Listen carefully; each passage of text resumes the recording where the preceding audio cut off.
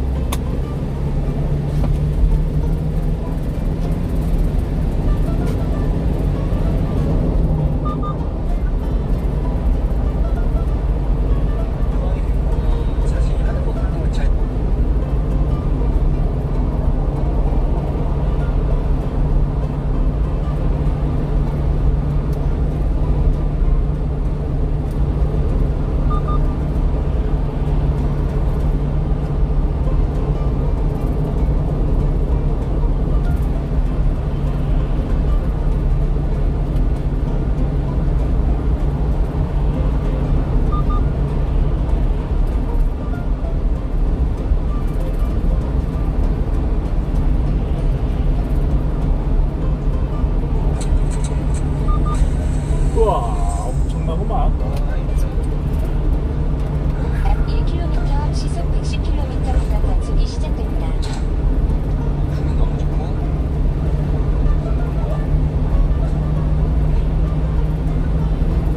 진짜 무섭다. 진흙이 먹어야 일단 고양이가 영문인 거 확인. 약 500m 시속 110km 구간 단속이 시작됩니다.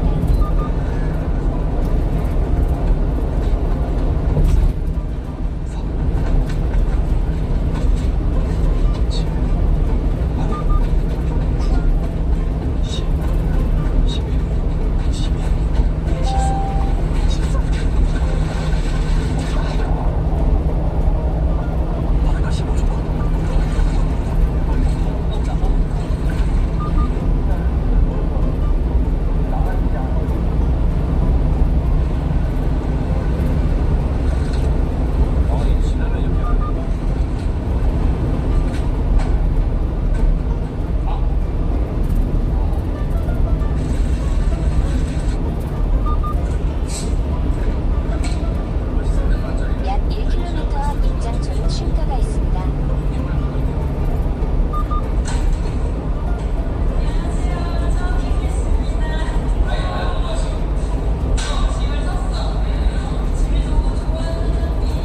아니 침대가 오늘 바로 온다고 지금. 여기 대박. 약 500m 앞 입장 졸음 쉼터가 있습니다. 이런 거 진짜 중요하시니까.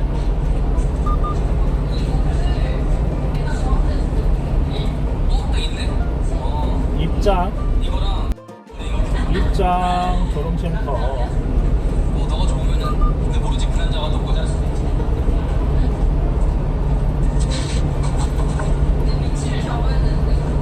잠시 후 사망사고 다발 지역입니다.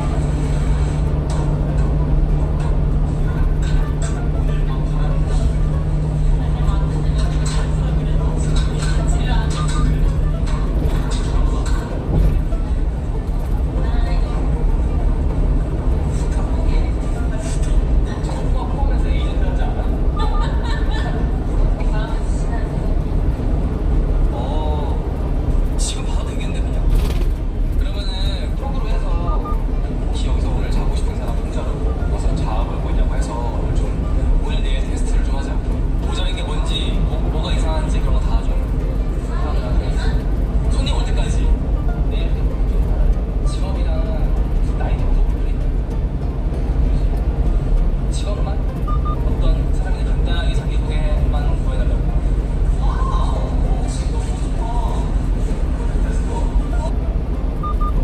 북천안 IC. 북천안 IC입니다.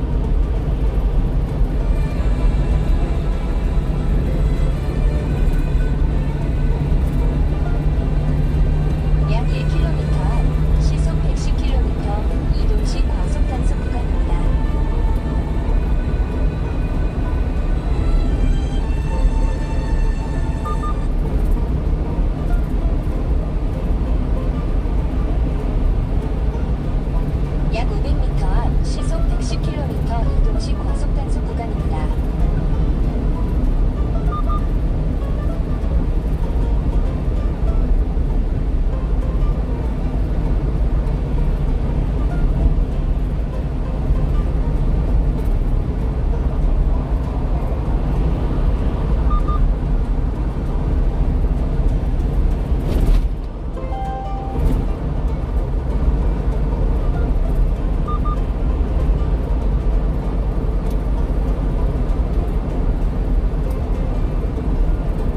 유라시아 태평원은 차가운 눈밭에서 거대한 매번호와 혈투를 벌이던 빙하게 쏟아있는 모습과 말을 타고 초원을 내달리던 몽골 전사의 이미지가 겹쳐지는 야성적 로망이 가득한 장소입니다. 유라시아는 유럽과 아시아 대륙 직체를 지칭하는 단어이지만 광대한 스텝 초원을 중심으로 동유럽과 중앙아시아, 시베리아, 동북아시아 영역을 가리키는 이름도 약 사용됩니다. 2km 앞에서 남양 휴게소입니다. 거기는 기원이 시베리아 대초원에서 시작되었다고 믿는 사람들이 많대 과거 많은 유럽인들 또한 고대 아리아인이 시베리아 극지방에서 기원했다고 믿었습니다. 시베리아는 우랄 산맥과 알타이 산맥, 아무르강을 경계로 서부 시베리아 평원, 바이칼 호수가 위치한 중부 시베리아 공원, 극동 시베리아로 구분됩니다. 또한 식생에 따라 최북단 중부 동토층의 툰드라는 울창한 침엽소림의 타이가 풀과 동물이 펼쳐진 광대한 스텝초, 사막 근조지대로 구분할 수 있습니다. 이번 영상에서는 5만 년 전부터 3만 년 전까지 인생 인류가 중동에서 유럽과 시베리아로 퍼져나가는 최초의 분산 과정을 살펴보겠습니다. 10만 년 전 중동으로 퍼져나간 호박적 인생 인류와 네안데르탈인 사이에는 기술적으로 큰 차이가 없어 비슷한 세력을 유지하며 수만 년간 함께 공존했습니다. 하지만 7만 년 전 진보된 기술력을 가진 엘스리 하플루가 약 중동에서 500m 앞에서 남양 휴게소입니다. 주유소가 있습니다. 다음 휴게소는 19km 앞 천안우드 휴게소입니다. 중동의 인생 인류는 지리학적으로 아나톨리아 고원을 넘어 유럽으로 진출하는 경우 카카스 산맥 은이라 고원을 넘어 시베리아 초원으로 진출하는 경우 방향, 세 가지 선택지가 방향, 존재했습니다. 휴게소.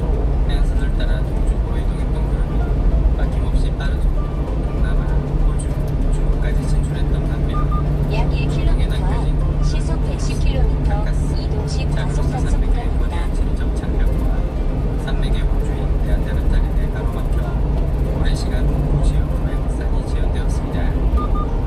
이는 현생 인류가 기술력이 뛰어났더라도 작은 규모의 부족임만으로 약 500m 앞 시속 110km 이동식 과속 단속 구간입니다.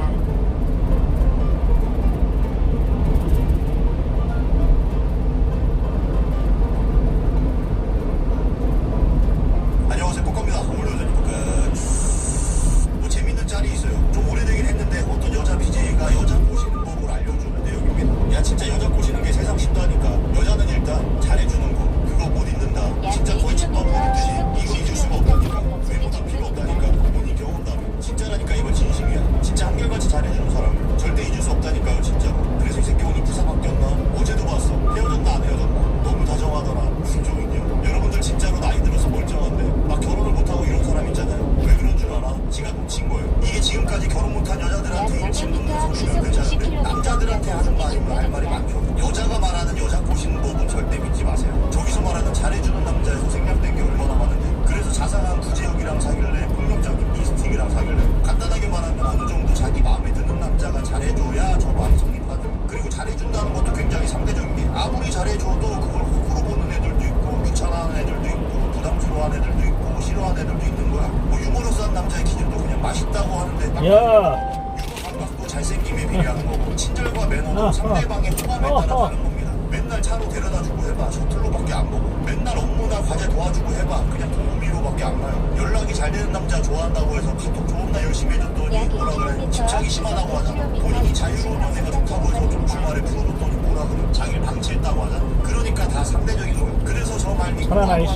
보이고 상처받습니다. 그래서 천안 그거 아이씨. 연애 관련해서 조언받고 싶으면 그 이성한테 뭘 해줘라 하는 건 아무 의미가 없죠. 그리고 애초에 저 짤에는 처음부터 오류가 있습니다. 잘해주는 거 그거 못 잊는다. 이거 잊을 수가 없다니까. 그러니까 다 과거형으로 이 여자는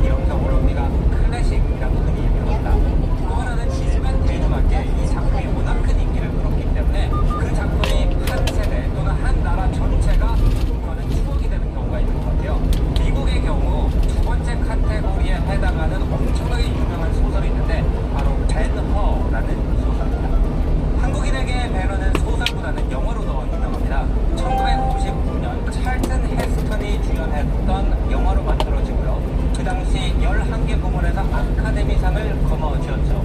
그렇기 때문에 우리나라에서도 절차가 상정이 됐고 그 이후로도 끊임없이 재방송이 됐고 평론가들이 언급을 하기 때문에 저처럼 그때 살아있지 않았던 사람에게도 불멸의 명작으로 남아있는 영화가 나왔죠. 또 우리나라에서는 배너의 스토리가 창작 뮤지컬로 만들어지게 되는데 두 시즌을 성황리에 마무리하고 세 번째 시즌으로 다시 돌아왔을 정도로 한국인에게도 굉장히 인기 있는 스토리가 바로 배너예요.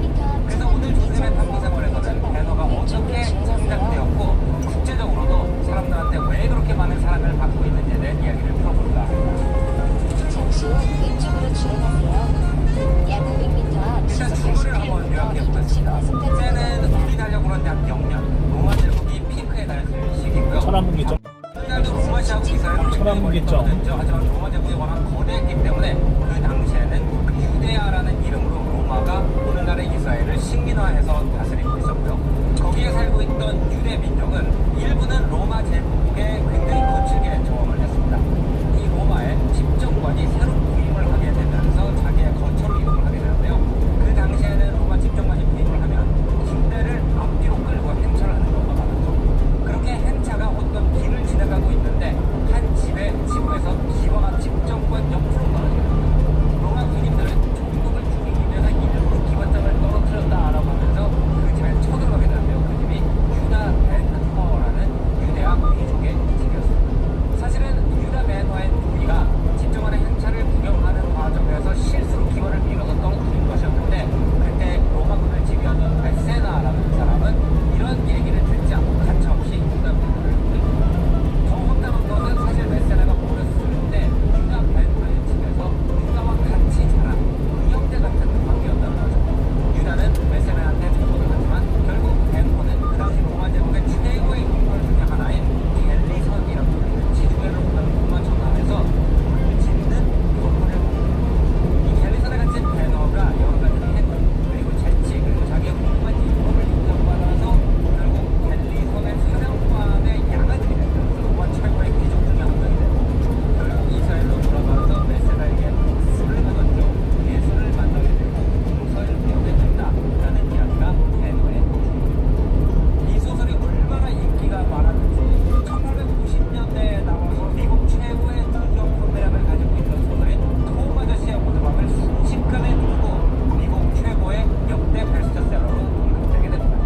이 소설이 워낙 2000년에 브로드웨이 쇼로 목청 아이시죠? 그 당시 사람들에게 아마 책에서만 읽던 성경 이야기 그리고 로마 시대의 모습을 무대 위에 재현된 모습으로 보는 것이 엄청났을 거예요.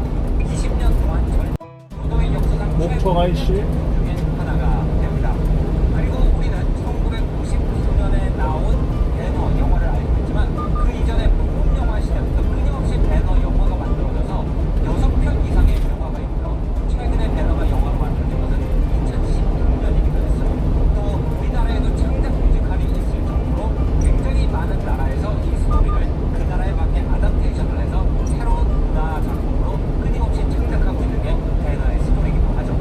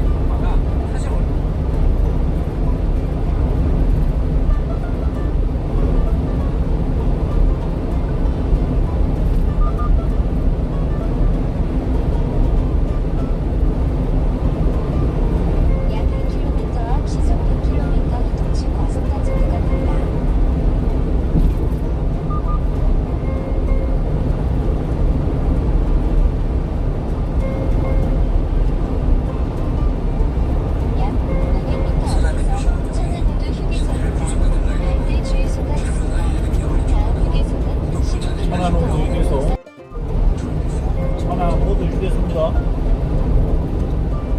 얼마든지 밀리의 시간되고 있는 알렉스 박사의 시간을 참여하게 되죠.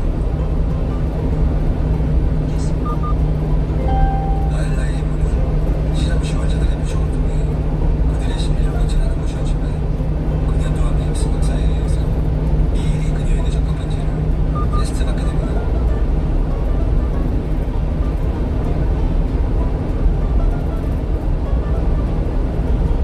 그렇게 실험 지원자들이 하나 둘씩 도착하기 시작하고 실험이 시작되기 전 지원자들은 아리송한 지구에 담겨있는 문제실을 나가려는데 문제실을 낳자마자 몇 분 안에 끝내버리는 지원자 그렇다고 사실 강남을 관리 후에 이런 종류의 실험을 참가하는 분들이 상당한 사람이었죠.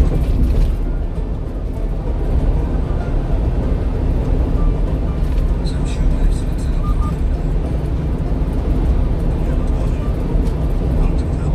지원자들에게 실험의 목적과 방법에 대해서 설명을 시작합니다.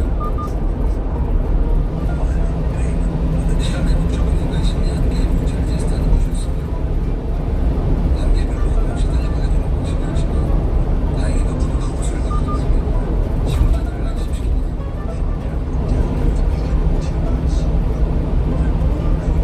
바로 그때 좀 충격적인 일이 벌어지는데 펠린 박사는 유일한 여성 지원자였던 캐리를 처음으로 쏘고 그것을 떠나버립니다. 순식간에 말도 안 되는 일이 벌어지자 그녀는 가서 이 사실을 인정한 것입니다.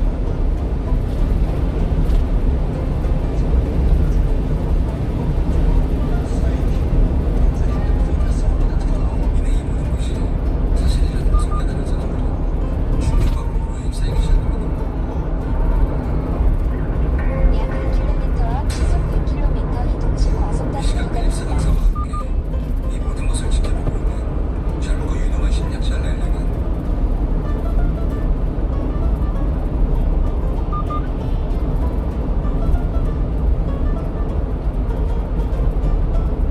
약 500m 앞 시속 100km 이동식 과속 단속 구간입니다.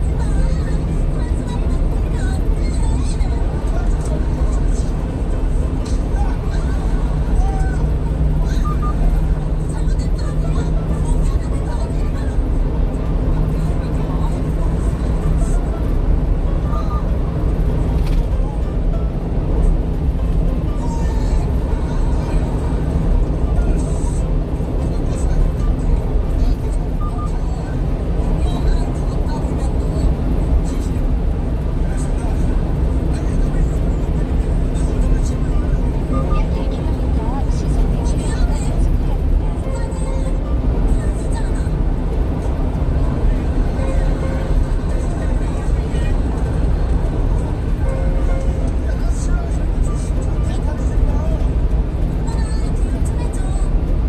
약 1km 앞 옥산 분기점에서 회전 방향 왼쪽으로 주행하세요. 약 500m 앞 시속 100km 단속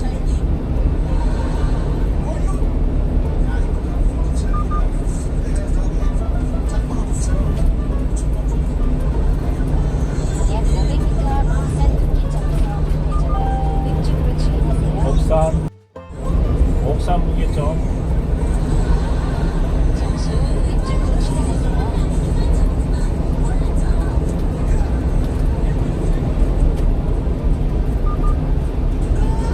다음 목표지 계속 직진입니다.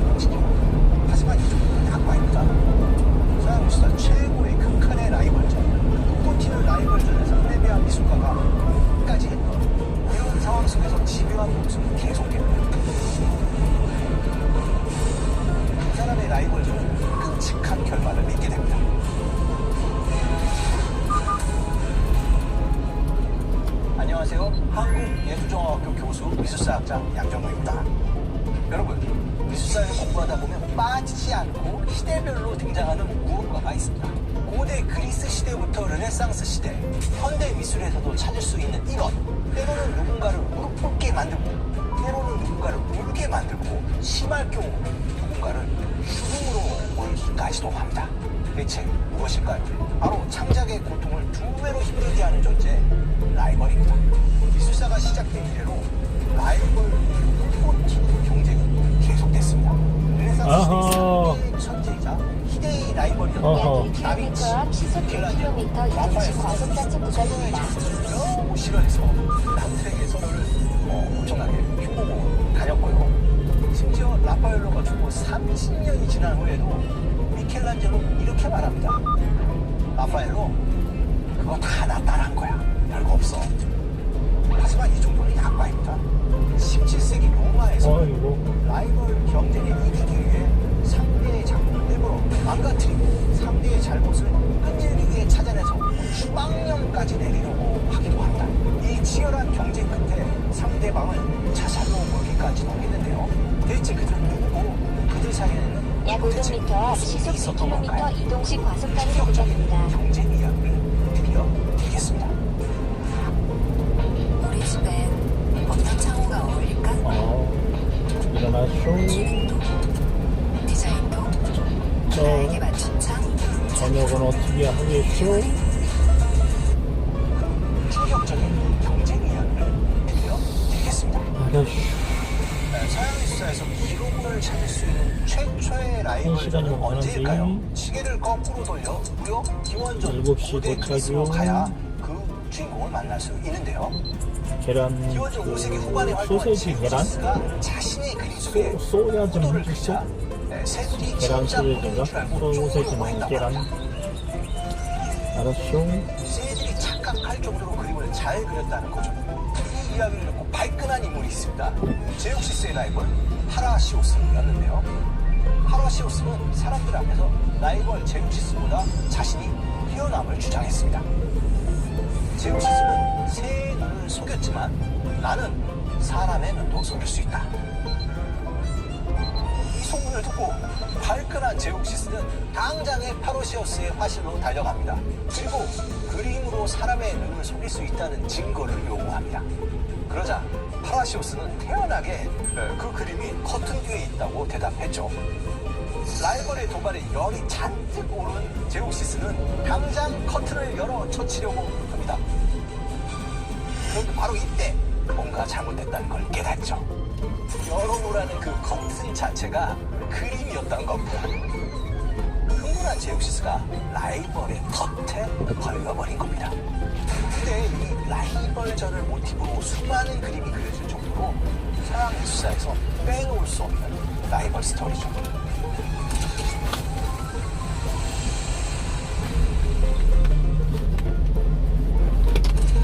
이런 그림들은 계속 17세기, 18세기 화가들에게 영감이 됩니다.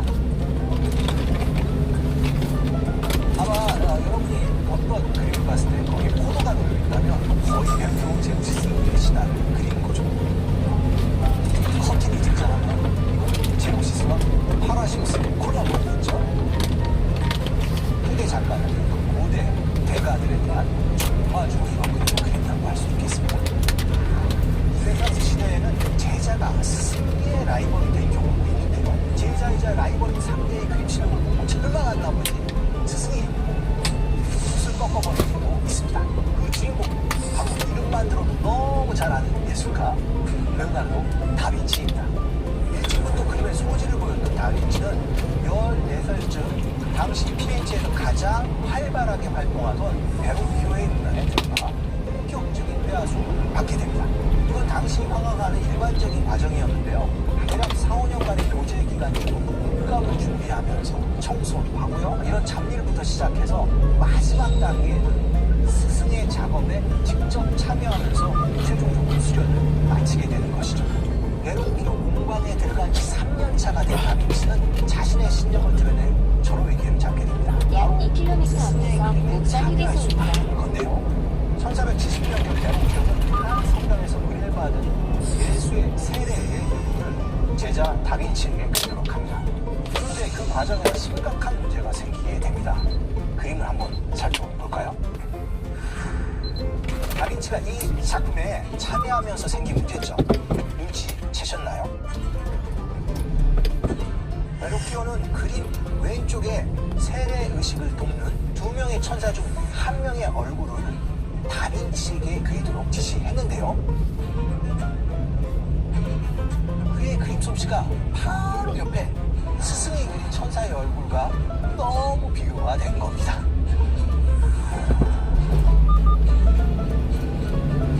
다빈치가 그린 천사는 부드러운 선과 미묘하게 전기하는 명암으로 이루어진 반면 스승 베로키오의 천사는 여러 면에서 딱딱하고 거칠어 보이는데요. 제자 다빈치의 그림을 본 스승 베로키오는 큰 충격을 받습니다. 아살이라는 동시대 역사가는 당시 상황을 이렇게 기록했습니다. 어린 아이의 솜씨 입에도 너무 뛰어났다. 그가 그린 천사는 베로키오 자신의 것에 비해 너무나 아름다웠다. 이를 본 베로키오는 더 이상 붓을 들지 않았다. 사실 역사가의 기록과 달리 베로키오는 이후에도 그림을 그리긴 합니다.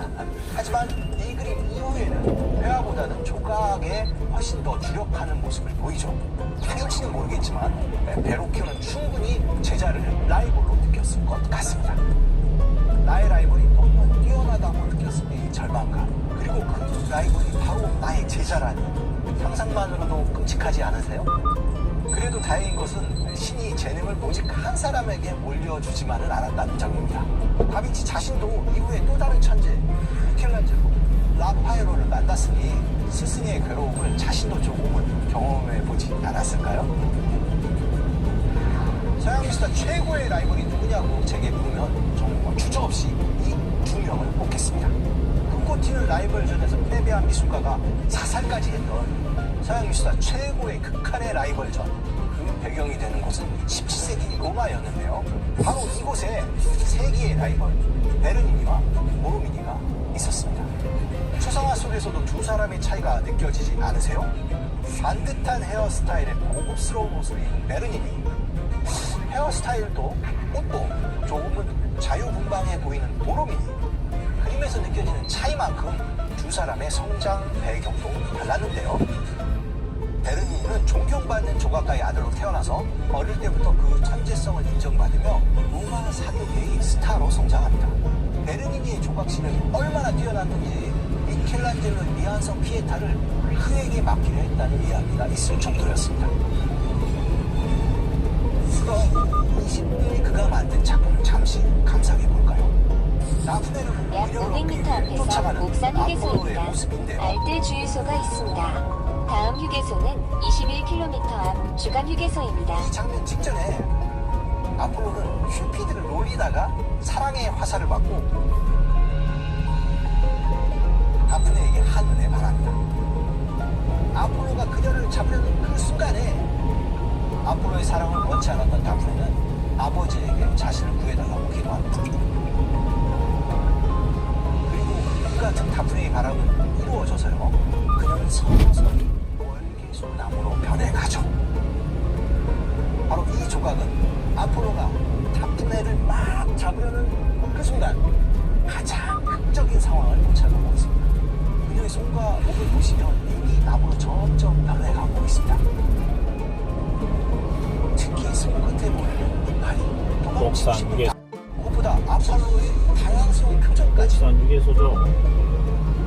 베르니니는 이 조각을 통해 정말 극적인 순간을 잡아내었을 뿐만 아니라 두 사람이 마치 살아 숨쉬는 것 같은 표현력을 보여주죠. 베르니니의 다른 조각 작품을 하나 더 볼까요? 페르세포네의 납치라는 작품입니다. 지하 세계를 다스리는 신 하데스가 지상을 거닐다 페르세포네에게 한눈에 반해 그녀를 지하 세계로 끌고 가는 장면을 묘사한 작품인데요. 몸을 훔치는 페르세포네가 하데스의 얼굴을 보며 그의 그 드러난 모습, 어떻게든 그녀를 끌고 가려고 힘줘서 잡아 살이 욱툭 약 들어간 1km 모습까지. 앞 시속 100km 단속 구간입니다. 이 섬세한 작품을 오로지 돌을 깎아서 만들어냈으니 정말 놀랍지 않으십니까?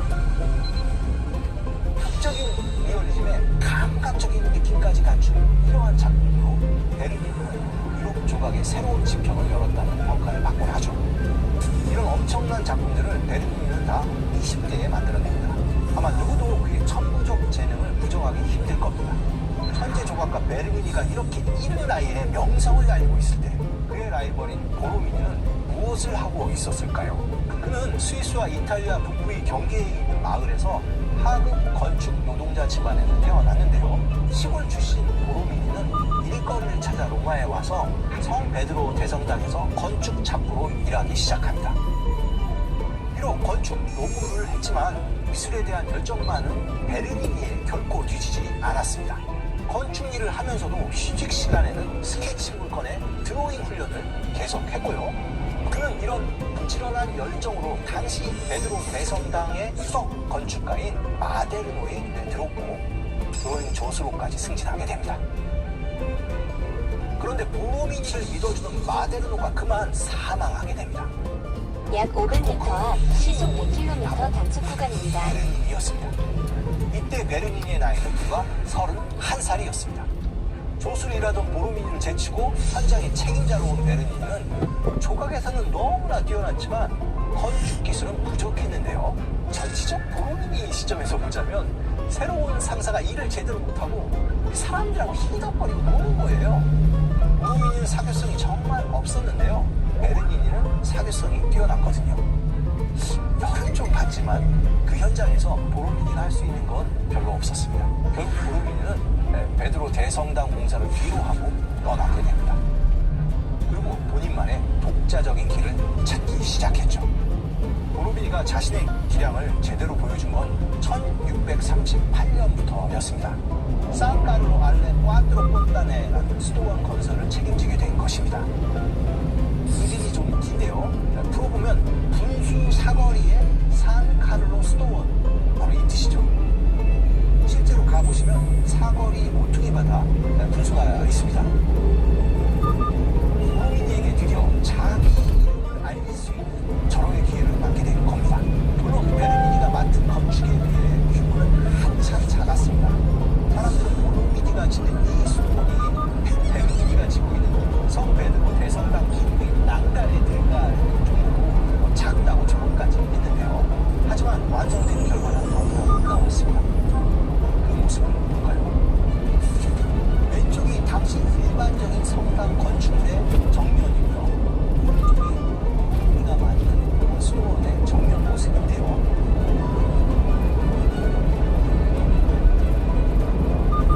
보로미니의 정면 파사드는 하부가 밀려오는 이중가로 충만하고요. 화려한 디자인이지만 재료는 굉장히 저렴했고 인사적으로 거의 완벽해서 조각이나 별다른 장식이 전부되지 않아도 아주 고상했죠. 가난한 수도원장은 보로미니가 보여준 조각의 결과에 너무나 만족했고요. 이 새로운 건축물로 사람들이 각지에서 몰려왔다고 자랑합니다. 라이벌 베르니니의 인생 박차고 나온 보로미니가 제대로 자기 능력을 보여준 거죠. 그런데 이때 라이벌 베르니니가 만들던 성 베드로 대성당의 건축에 큰 문제가 생깁니다. 베르니니가 주장해서 집어넣은 전면 양쪽의 종탑이 말썽이었죠. 종탑의 무게 때문에 성당 전체에 균열이 일어나기 시작한 거죠. 청주 청주 IC 조사가 뒤따랐습니다.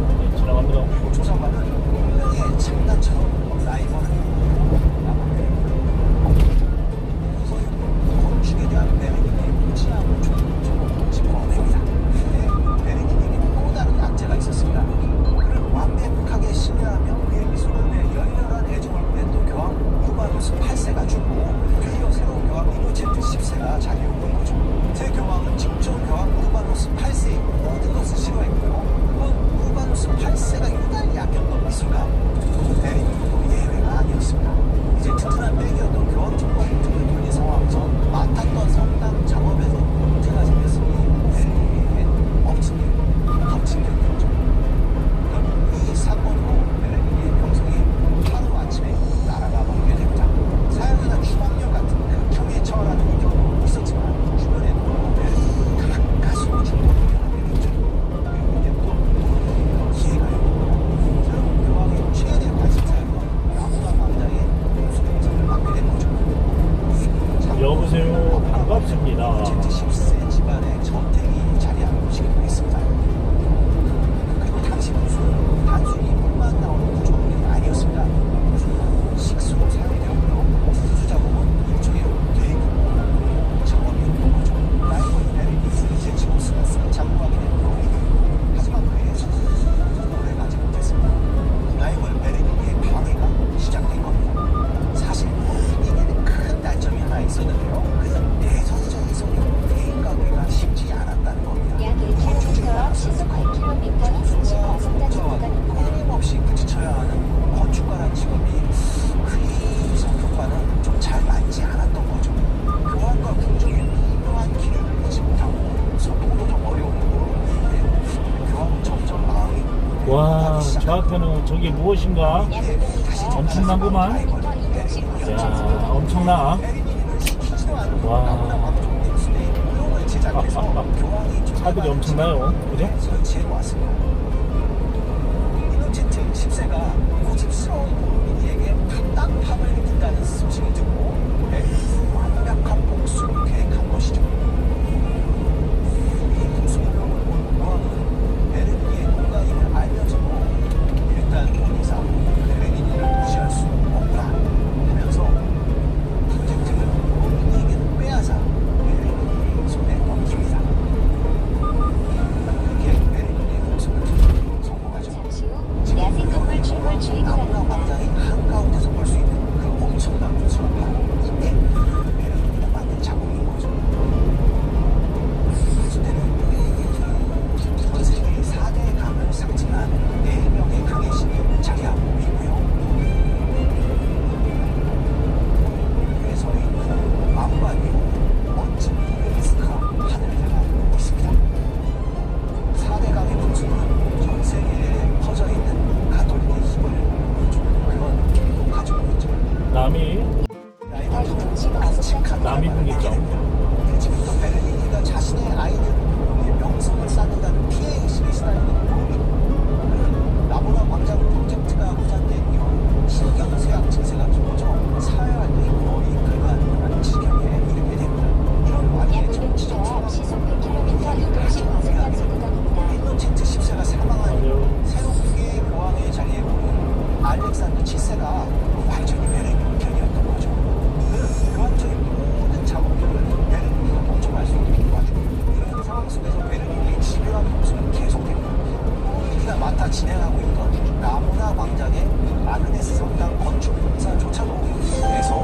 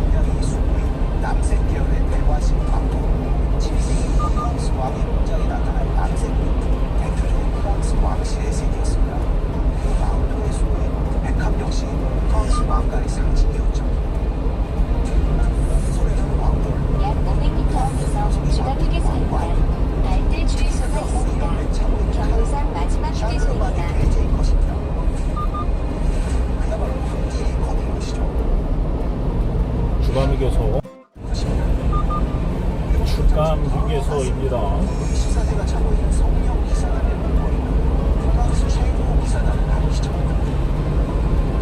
파란색 암석 위에 정의의 손을 주목해야 하는데요.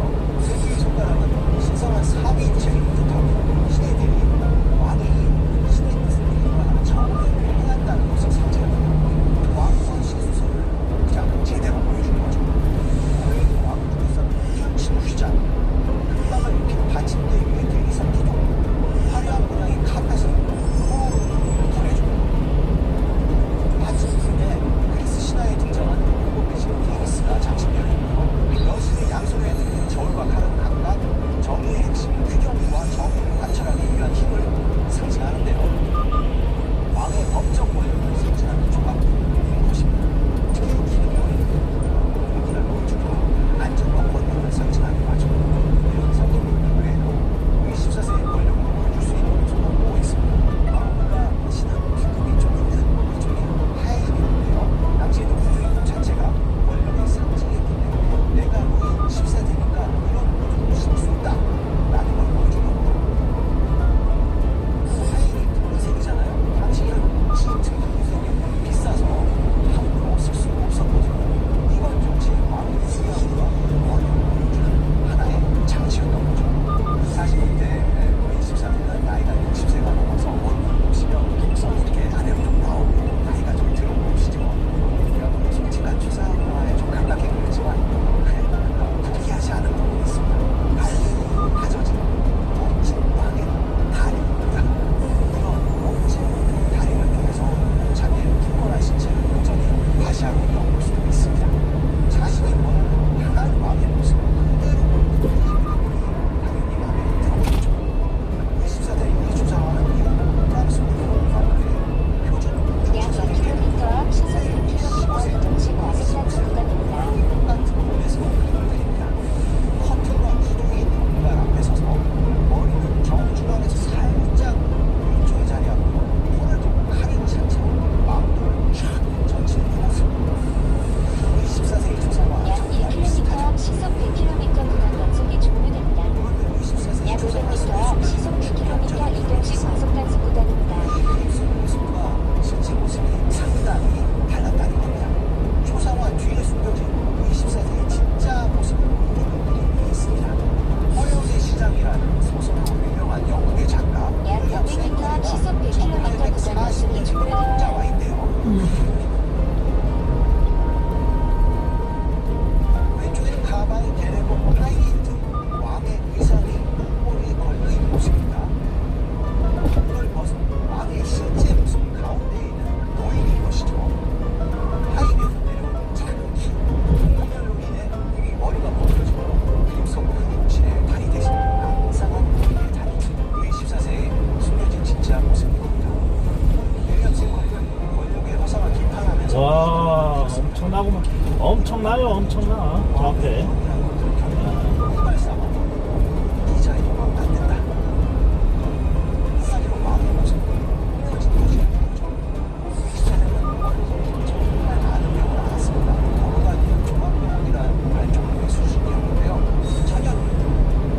심판진 아이씨? 심판진 아이씨예요.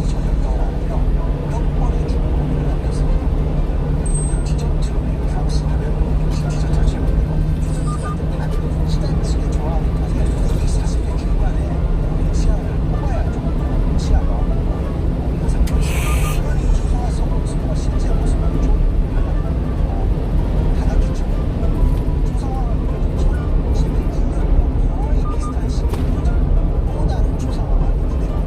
현재까지 제 기준으로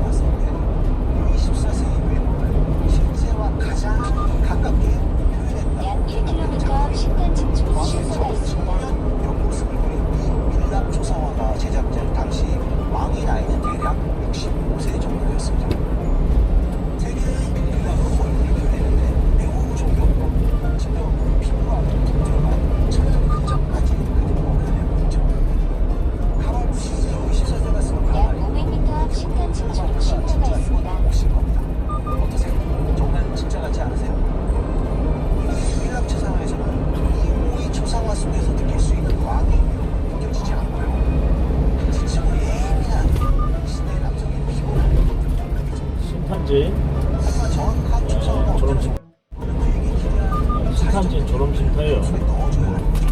아마 이 때문에 많은 사람들이 절대 왕권의 24세를 얘기할 때 지금은 이런 인간적인 밀랍 조상보다는 불이 켜지네요 이제. 최고의 조상화를 떠올릴 것 같습니다. 윌리엄 세커니는 왕의 위험이란 결국 이발사와 디자이너가 만든다며 권력의 허용을 꼬집었지만 루이 14세는 바로 이쪽으로 더 미쳤다. 어떨게요?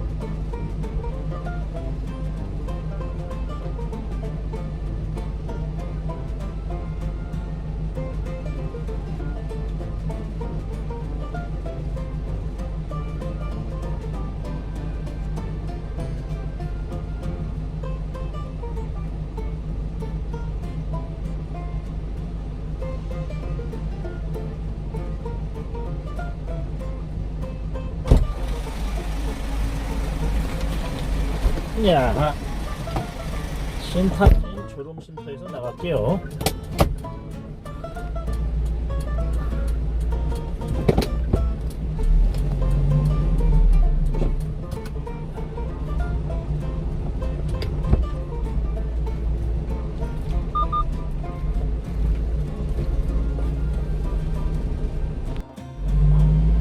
신탄진 졸음쉼터에서 나가고 있습니다.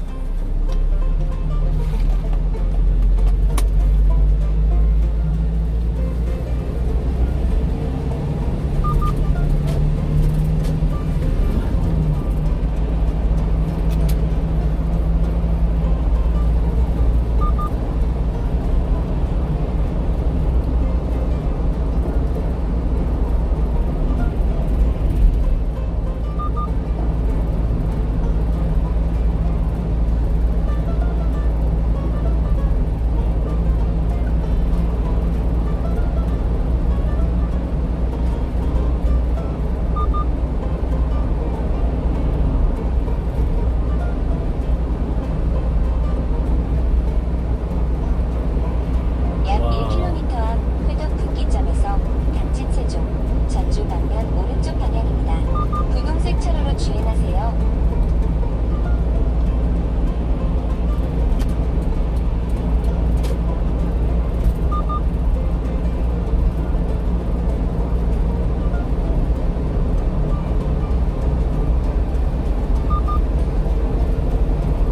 약 500m 앞 회덕 분기점에서 당진 세종 전주 방면 오른쪽 방향입니다.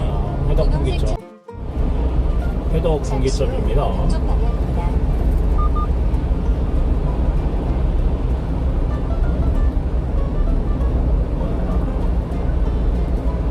잠깐만.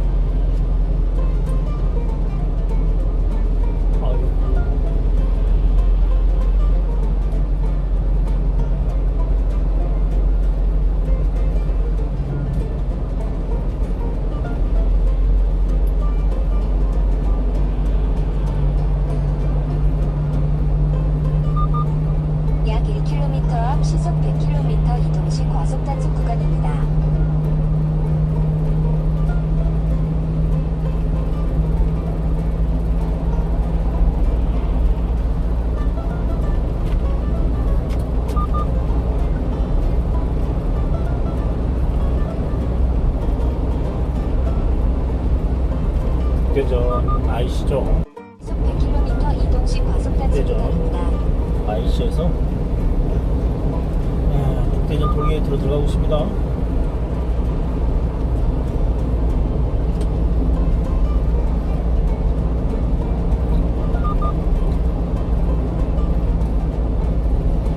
한번 들어가 보자.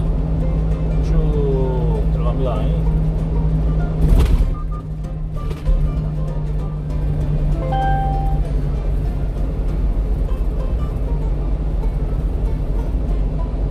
약 1km 앞 북대전 졸음 쉼터가 있습니다. 새로운 경로로 안내합니다. 잠시 북대전 후 톨게이트요. 북대전 톨게이트입니다. 하이패스 차로는 1, 3 차로입니다. 잠시 후 좌회전입니다. 국대전 톨게이트.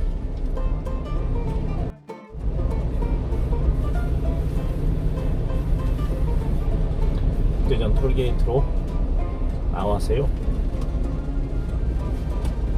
야, 중국 하나 나갔나? 하하, 안개등이 하나 나갔나? 아닌데.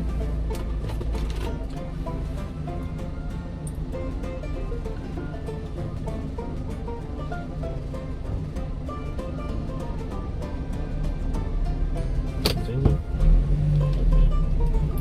어이,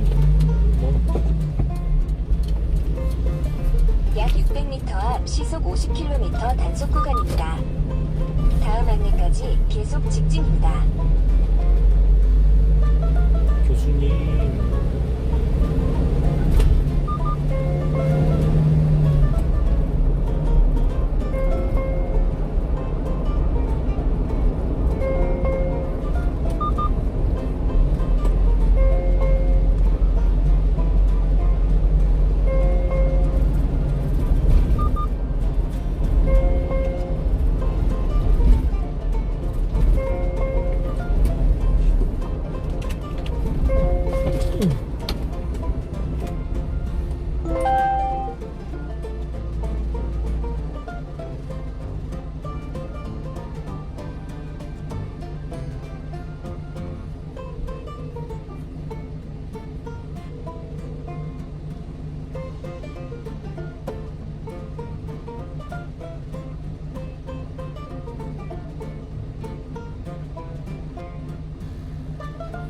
아유, 예, 식사하셨습니까?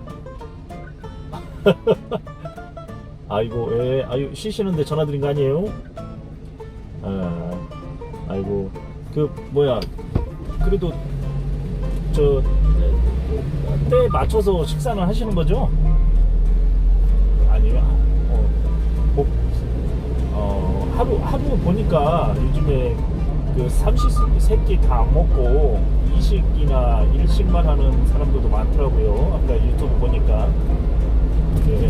예전처럼 우리나라처럼 뭐 이렇게 삼시 이렇게 새끼를 다 챙겨 먹는 나라가 흔치가 않더라고요. 보니까 아점, 이렇게 아점이 있고, 보통 두 끼를 서양인들도 보니까 거의 뭐 두 끼 정도 이렇게 먹고, 뭐 중간중간에 이제 디저트 이런 거 먹고 이렇게 하다 보니까 그렇더라고요. 아무튼 안부전화 드렸습니다.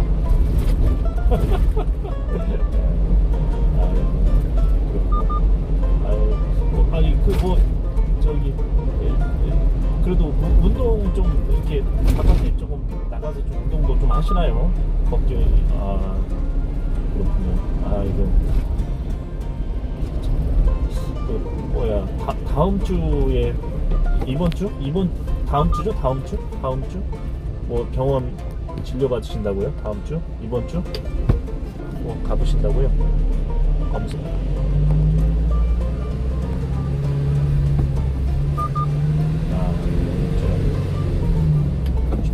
몸은 좀 버틸만 하세요. 조금 이렇게 주름치고도. 알겠습니다. 좀 쉬시는데 좀 쉬시고요. 전화 또 드리겠습니다. 예.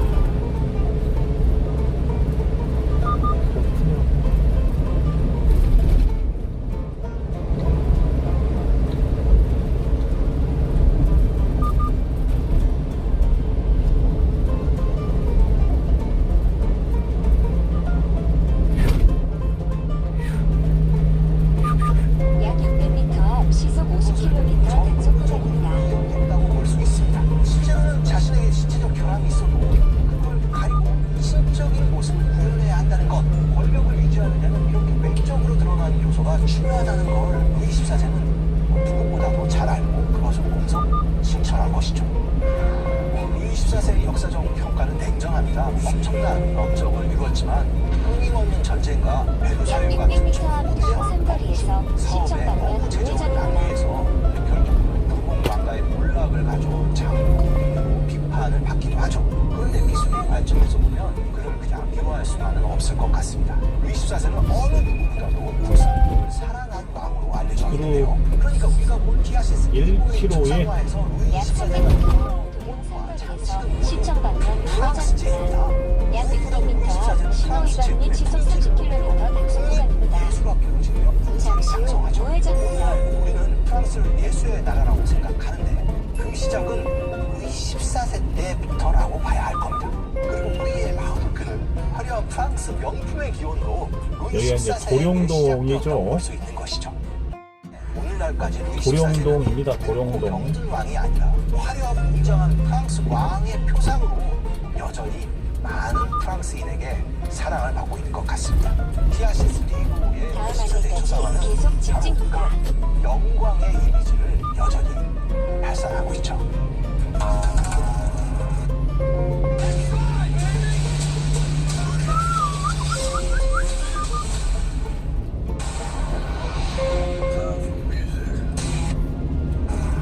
역사상 가장 성공적인 미술가 그림으로 돈을 너무 잘 벌어서 무려 우리나라에서 기사 자기를 받고 아예 성을 사버리고 바로 그 시대 최고의 화가로 손꼽히는 루벤스입니다. 그런데 이런 위대한 화가가 살아생전 악독도용주 아첨하는 비굴한 작가라는 손가락질을 받았다면 믿어지십니까?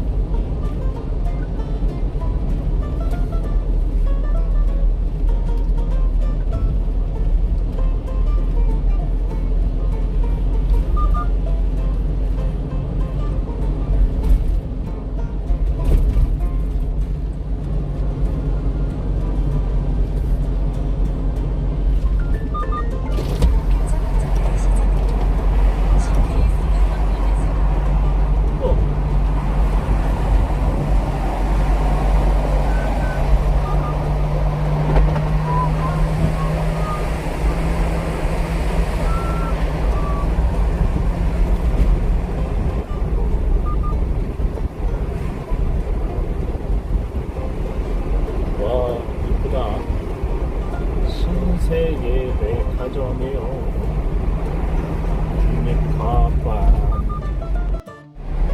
국립과학관 신세계 백화점이 있습니다.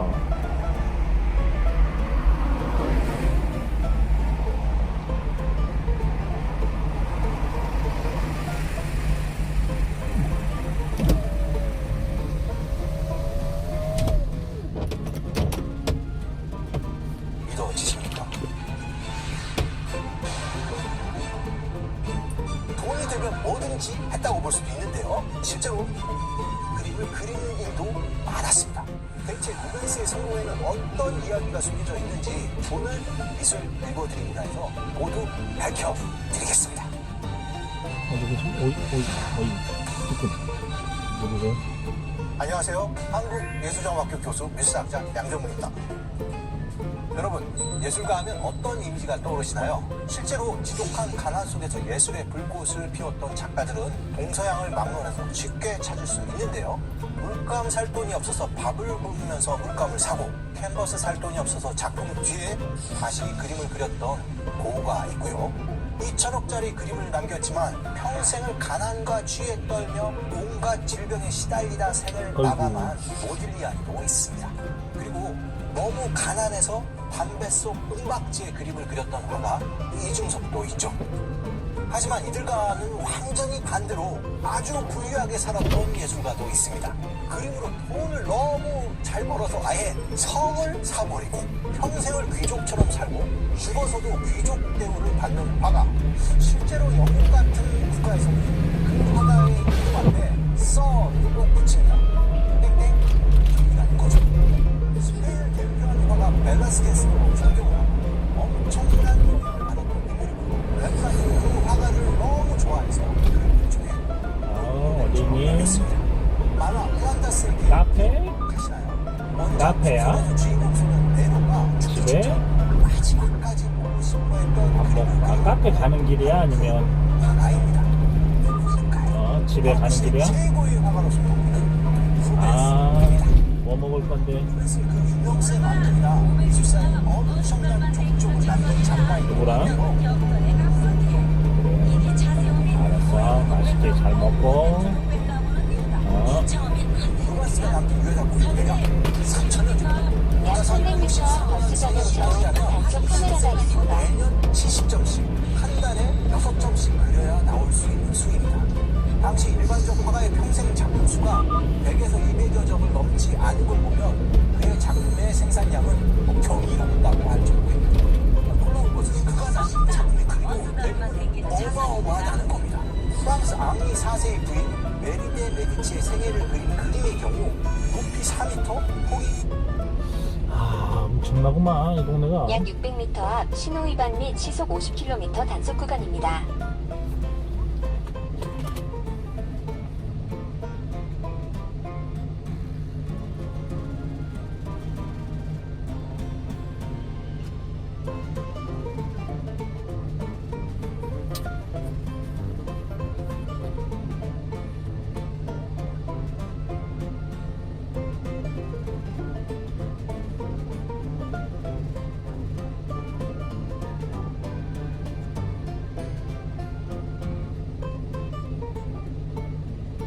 거의 셋째는 뭐 롯데리아에서 밥 먹고 온다고 하네. 여보쇼. 그럼 막내하고 당신하고만 밥 먹으면 되나? 수리는 차 많이 막힐 텐데 통화 중했나?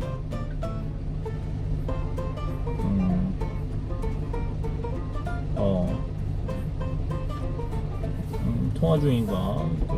전화 아까 했었는데 안 받길래. 운전 중에 차가 많더라. 차 엄청 많더라고. 저기 뭐냐 저녁 뭐 어떻게 하나?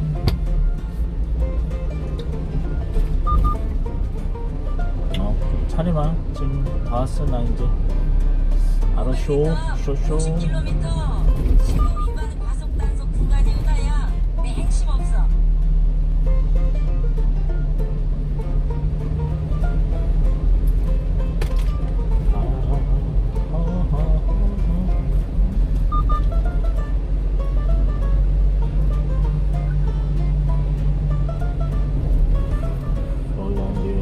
둔산동이죠.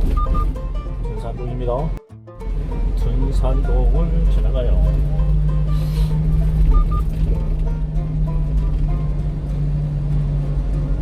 아주봐 1km 앞 50km 신호 위반 과속 단속 구간이 오다. 헛설 씻다 50km 신호 위반 과속 단속 구간이 오다.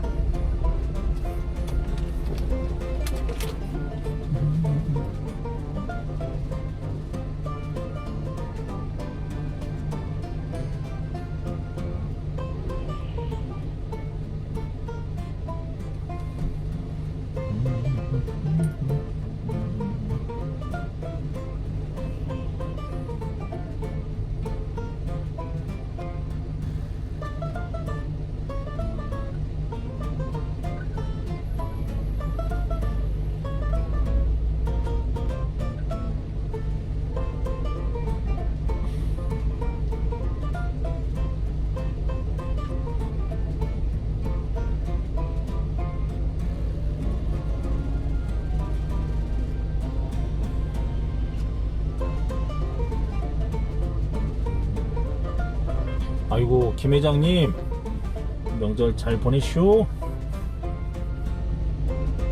예. 아유 김 회장님한테 전화를 안 드렸더라고. 다른 사람 다 전화했는데. 어디 이제 여기 집이야? 지금 집에 있어. 지금 저녁 먹고 지금 컴퓨터 안 돼가지고 누가 좀 확인하라고. 컴퓨터?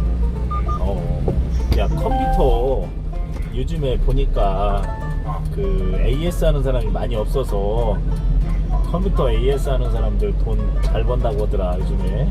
사기쳐도 많이 번다는데? 사기? 아 예전에도 그랬지 않았어? 이렇게. 지금도 한대? 아이고 야 나도 예전에 조금 해봤었잖아. 그래서 내가 돈을 못 벌었나 봐. 아? 아이고 어? 사기 잘 쳤을 것 같은데. 나? 아니 나는 너무 정직해서 막 다 설명을 해주잖아. 나는 다. 아 이건 이렇고 저렇고 저렇게 했는데 이건 갈 필요가 없다. 나는 항상 갈 필요가 없다고 하거든. 근데 다 가르래. 아 다 가르달래. 나도 지금 네? 요즘 조그만 거 아니 가르라고 하면 다행이고 어, 요즘 만약에 해가지고 출장 불렀다가 그냥 이게 취소하잖아. 출장비? 컴퓨터 다 망가뜨리는데. 아유 씨 그거는 진짜 진상이지. 아니 그러니까 내가 봐도 출장비는 줘야 돼. 아니 그러니까 점검비는 무조건 줘야 한다고 나도 생각하는 게 왜냐면 약 300m 시간을 내서 가잖아. 출장을 가는데 뭐 그거는 줘. 당연히 줘야 하는데 그걸 안 주려고 하는 사람도 있거든. 그냥 아 이거 뭐 설명해주고 이거 교체한다고. 맞아. 당신 그 우리 김 회장 말이 맞는 것 잠시 후 같아. 근데 좌회전입니다. 아니 교체하라고 해서 이제 안 고치면 그 의심이 가잖아. 가면 그 이제 그렇지. 다 망가뜨렸는데. 그러니까 이게 내가 보니까 그 안에 보면 콘덴서가 많잖아. 그 PCB에 붙어있는 콘덴서들. 솔직하게 그거 점검하면서 다리 하나 부러나봐. 이거 어떻게 하냐고. 그지? 그 많은 콘덴서 중에 이렇게 다리가 2개씩 붙어있잖아. 알지? 그러면은 그거 되게 많더라고. 그래서 보니까 허수아비 컴퓨터라고 있잖아. 유튜브 중에 그분한테 상담 받는 사람 보면은 대박이지. 컴퓨터들이 막 그래픽 카드도 고정 안 해놓고 보드 있잖아. 보드에다 나사 하나 꽂아놓고 아이고 씨 그러면 안 하나 돼. 꽂아놓고 이제 컴퓨터를 이게 데스크탑을 이렇게 세워놓는 거잖아. 그렇지 유효소 사용을 하면. 아이고. 근데 이 컴퓨터를 세워서 사용하면 안 된다고. 그 여자 한 명이 상담 받는데 그만하더라고. 그랬다. 그러니까 나도 예전에 보니까 그 돈을 잘 버는 애들이 있어. 그러니까 그 이렇게 나도 전자타운에 있었잖아. 그러면은 막 박스가 이렇게 많이 쌓여 있는 애들 있어. 막 보면 겁나 가려. 막 뭔가 겁나 가려. 이 저렇게 많이 가나? 딱 보면 보통 진짜 10 중에 한 7, 8은 그러니까 3명 중에 2명은 그냥 OS만 다시 깔면 돼. 이해가지? 그냥 이렇게 초기화를 해서 이렇게 OS 다시 깔면 되는 경우가 대부분이고, 진짜 3분의 1. 진짜 3분의 1은 뭔가 문제가 있는데 대부분 내 기억 속에는 거의 파워 쪽 아니면 그 메모리 카드가 그렇지. 그게 이제 충격에 의해서 빠지는 거야. 이게 탈칵 해갖고. 그지. 그리고 이제 그래픽 카드는 이제 먼지 껴갖고 이게 쇼트 나는 경우가 있거든. 그 찌릿찌릿 하잖아. 그거 이제 먼지 털어주고 하면은, 물론 이제 찌릿찌릿 하면 그거는 파워로 교체해줘야 돼. 그거는 왜냐하면은 전기가 다 통했잖아. 그렇지. 전체가 다 막 전기가 다 샜잖아. 그러면은 또 문제가 있을 수가 있거든. 이게 전기가 계속 찌릿찌릿 새는 것들이. 그러니까 그 본체에 딱 만지면 그 막 정전기처럼 찌릿할 때 있잖아. 알지 뭔지? 그거는 이제 그 접지 그 물론 콘센트 부분에 문제가 있을 수도 있지만 파워가 저가형 파워들이 접지 안 되는 것들 써서 그런 경우가 많거든. 30km.